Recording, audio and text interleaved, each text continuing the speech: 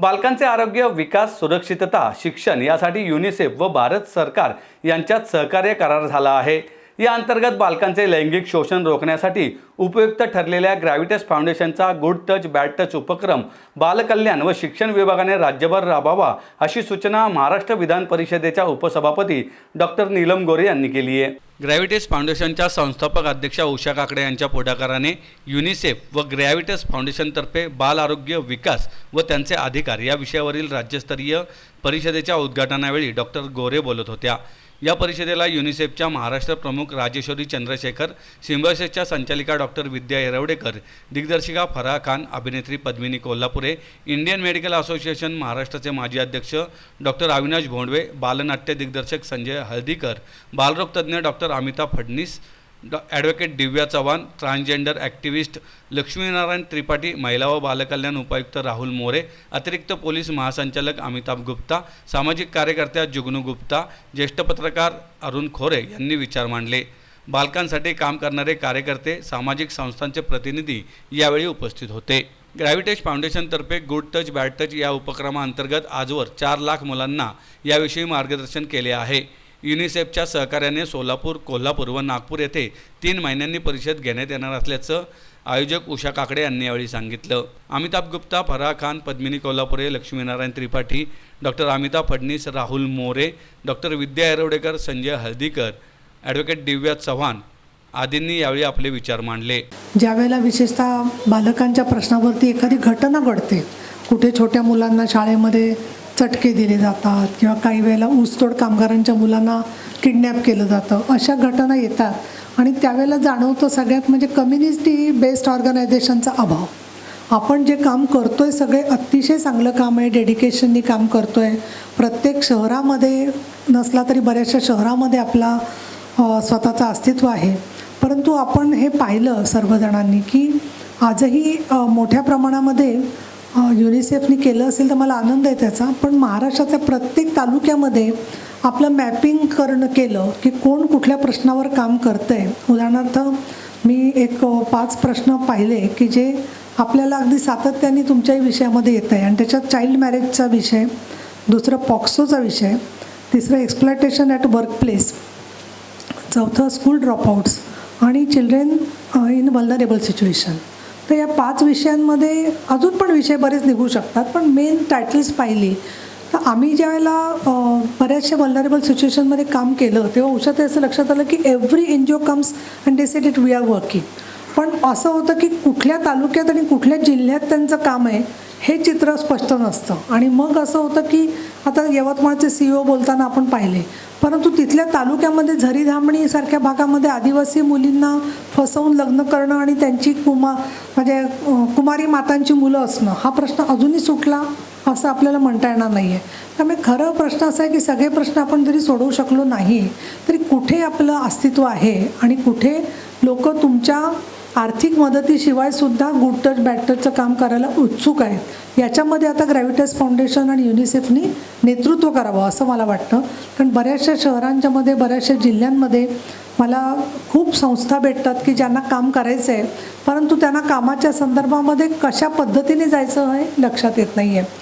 दुसरं UNICEF foundation आणि ग्रॅव्हिटस foundation आम्ही गेलो 3 वर्ष एकत्रित मिळून काम करतो आणि जेव्हा दिल्लीतली निर्भया केस ही जेव्हा घडली त्यानंतर आम्हाला असं वाटलं की आपण या विषयावरती काम करायला हवं आहे आणि मग आम्ही या विषयावरती सखोल चर्चा केली, काही समाजसेवकांशी, काही NGOंना गाठीभेटी दिल्या आणि मग याच्यामधले आम्हाला एक गंभीर आकडे आमच्या समोर आले। मग आम्ही ठरवलं की नाही, या विषयावरती आपल्याला काम करायचं। मग आम्ही स्कूलच्या गाठीभेटी घेतल्या, प्रिन्सिपल, टीचर या सगळ्यांच्या आम्ही गाठीभेटी घेतल्या। त्यावेळेला आम्हाला थोडासा नकारात्मक हे आला, कारण हा अतिशय सेन्सिटिव्ह सब्जेक्ट असल्याकारणाने आम्हाला सगळ्यांनी नकार दिला। परंतु आम्हाला आता हा विषय कशा पद्धतीने समजून सांगायचं हे आम्ही खूप काउन्सेलिंग करून त्यांना सांगितलं की नाही, ही जर आपल्या मुलांवरती जर अशी अत्याचाराची वेळ आली तर आपण काय करणार? आपण आई वडील म्हणूनच त्यांच्या मागे उभे राहणार आणि आपण सर्व समाजच त्यांना सपोर्ट करणार। तर ह्या समाजालाच आपण का घाबरतोय? जर समाजच आपल्याबरोबर असेल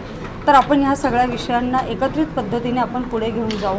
यासाठी आम्ही स्कूलमध्ये मग सांगितल्यानंतर मग पॉझिटिव्ह रिस्पॉन्स आला आणि आम्ही 45 मिनिटचं एक सेशन स्कूलमध्ये स्टार्ट केलं आणि या 45 मिनिटच्या सेशननंतर मुलं मोकळी संवाद साधायला लागले आणि त्यांच्याबरोबर काही घटना घडत असतील किंवा त्यांच्याबरोबर काही गोष्टी होत असतील त्यांच्या मैत्रिणींबरोबर, तर ते आमच्याबरोबर ते शेअर करायला लागले आणि कुठेतरी आम्ही त्यांना त्याच्यातून बाहेर काढायला आमचं ग्रॅव्हिटस फाउंडेशन आणि युनिसेफ आम्ही मिळून त्यांना कुठेतरी बाहेर काढायचा एक प्रयत्न करत आहोत आणि अशा पद्धतीने आम्ही आज 4 लाख विद्यार्थ्यांपर्यंत पोहोचलो आहोत आणि बऱ्याचशा विद्यार्थ्यांना याचा फायदा झालेला आहे.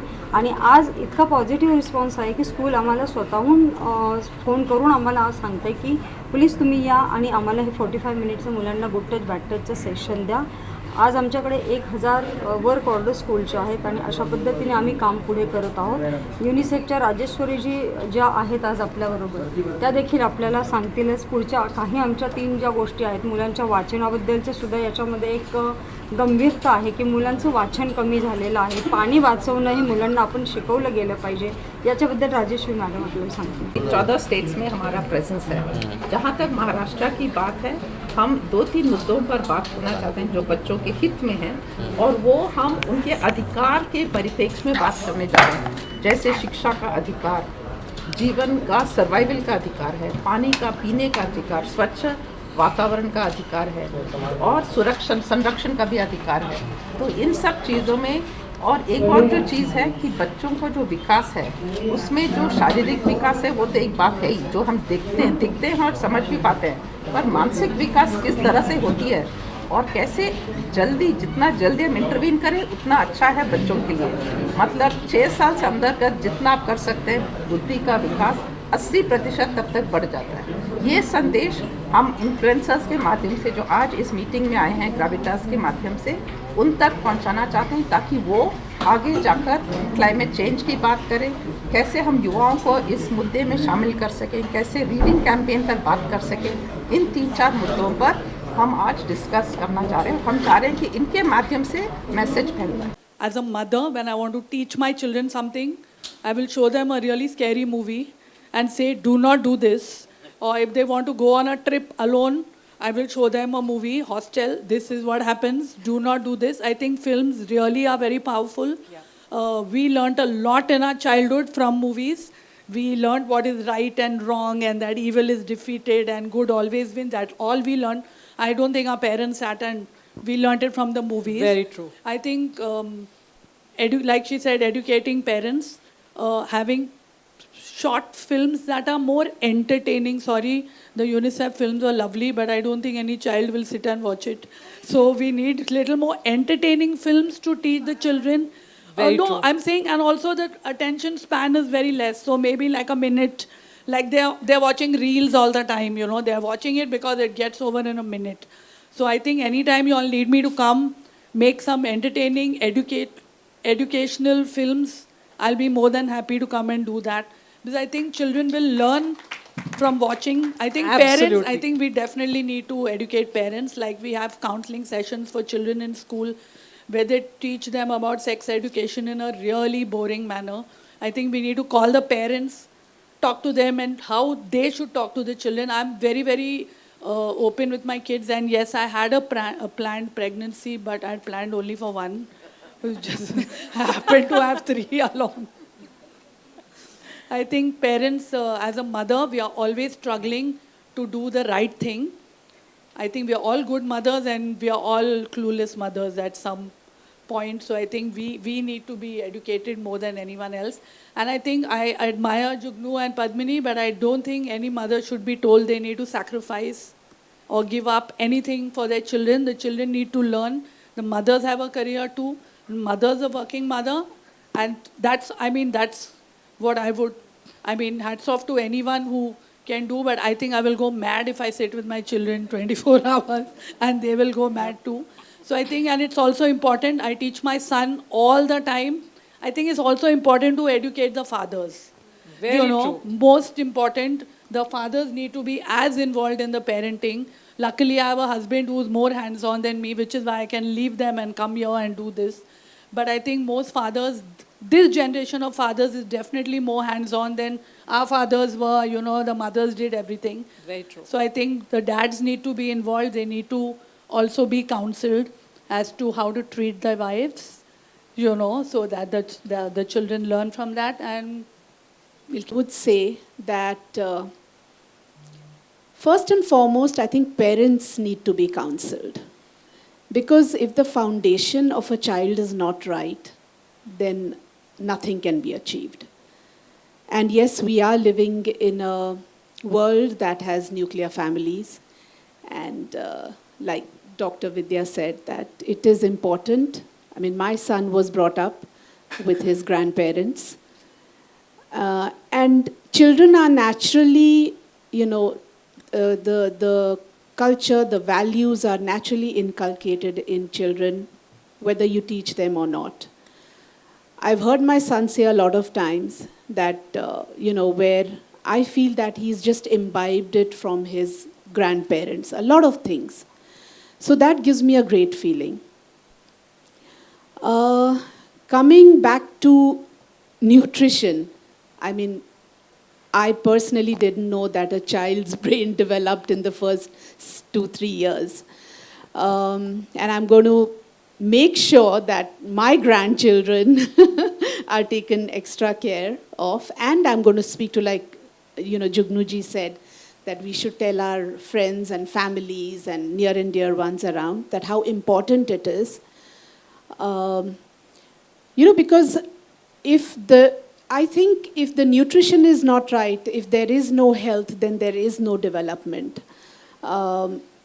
Especially the, excuse me, the cognitive, you know, development, your brain function, your emotional function, everything comes together. And children are learning from their parents. Here we have spoken about gadgets, mobiles, so many things. And yes, everything is, we are living in today's times, positive in so many ways, negative in so many ways. We go for dinners, we see, you know, we see families, like literally parents, 2 children sitting, each one on their mobiles. And like you rightly said, then why do you make a day of it? Why do you make an afternoon of it? So we as parents first need to be counseled.